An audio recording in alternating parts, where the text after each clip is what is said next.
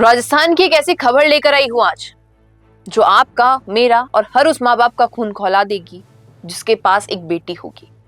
कल्पना कीजिए, आपकी 14 साल की बेटी जो अभी स्कूल जाती है, खेलती है, बचपन की मासूमियत में जी रही है, उसे पुलिस थाने में रात भर रोके और बार बार अपमानजनक सवाल पूछे जाए, मारपीट की जाए और पूरे गांव में यह अफवाह फैला दी जाए कि वो गर्भवती है। ये कोई फिल्मी सीन नहीं है, बल्कि राजस्थान के सोमनी थाना क्षेत्र का मामला है। एक सच्ची और बेहद दर्दनाक घटना है ये। 14 साल की इस नाबालिग बच्ची को पहले से ही कुछ स्वास्थ्य समस्या थी। गांव में किसी छोटी घटना के बाद पुलिस में उसे थाने बुलाया गया। परिवार को उम्मीद थी कि पूछताछ होगी और बच्ची घर वापस आ जाएगी, लेकिन जो हुआ वो किसी भी माता पिता के लिए बर्दाश्त से बाहर है। बच्ची रात भर थाने में रुकी रही। पुलिस वालों ने रोका उसे। रात के अंधेरे में बार बार उससे पूछा गया कि आखिर तुमने किसके साथ संबंध बनाए हैं, तुम गर्भवती हो ना। बच्ची और उसके पिता का रो रो कर बुरा हाल हो गया। बिल्कुल बेकसूर थे, कोई गलत काम नहीं किया था, लेकिन पुलिस वाले मान ही नहीं रहे थे।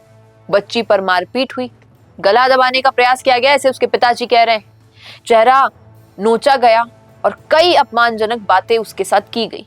परिवार के लोग बाहर इंतजार करते रहे, लेकिन अंदर क्या हो रहा था उसकी कोई सुनवाई नहीं हुई। सुबह जब सोनोग्राफी हुई तब समझ आया कि बच्ची गर्भवती नहीं थी। नेगेटिव आई थी रिपोर्ट, लेकिन तब तक गांव में लड़की गर्भवती है यह अफवाह फैल चुकी थी। पूरा परिवार सामाजिक बहिष्कार और शर्मिंदगी के सदमे में डूब गया था। पीड़ित परिवार का आरोप है कि नाबालिग बच्ची को बिना किसी महिला पुलिसकर्मी की मौजूदगी के रात भर थाने में रखा गया, जबकि ये संभव नहीं हो सकता है, लेकिन ऐसा हुआ वहां पर। पॉक्सो एक्ट और बाल अधिकार कानूनों की धज्जियां उड़ा दी गई, क्योंकि किसी बच्ची के साथ ऐसा व्यवहार निंदनीय है।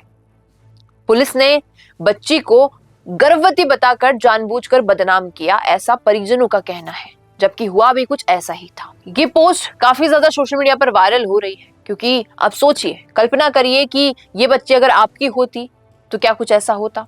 और सोशल मीडिया पर तूफान मच गया है इस घटना को लेकर, क्योंकि बच्ची ना ही प्रेग्नेंट थी, ना ही कुछ ऐसा मामला था, लेकिन केंद्र की जो स्वास्थ्य केंद्र है उसकी झूठी रिपोर्ट के अनुसार या कोई गलती के अनुसार बच्ची को प्रेग्नेंट बताया गया, पुलिस को बुलाया गया और पुलिस की यह हरकत हुई। अब कई गंभीर सवाल खड़े हो रहे हैं।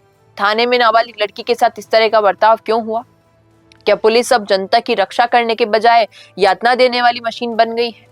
और तो और हैरानी की बात यह है कि POCSO act, juvenile justice act और महिला सुरक्षा कानूनों का पालन क्यों नहीं हो रहा है? एक बच्ची के साथ इतना सब हुआ, इन सभी चीजों को नजरअंदाज किया गया। महिला अधिकार संगठन, सामाजिक कार्यकर्ता और आम नागरिक अब दोषी पुलिसकर्मियों पर तुरंत सस्पेंड करने और सख्त कार्रवाई करने की मांग कर रहे हैं। लोग पूछ रहे हैं कि भैया, थाना प्रभारी और संबंधित पुलिस वालों पर अभी तक क्या एक्शन लिया गया है और क्या एक्शन लिया जाएगा या नहीं। और दुख की बात यह है कि राजस्थान में पुलिस कस्टडी में नाबालिगों के साथ मारपीट और दुर्व्यवहार के मामले पहले भी सामने आ चुके हैं, जबकि ये सब अलाउड ही नहीं होता है। हर बार वादे किए जाते हैं कि सुधार होगा, लेकिन घटनाएं थमने का नाम नहीं ले रही है।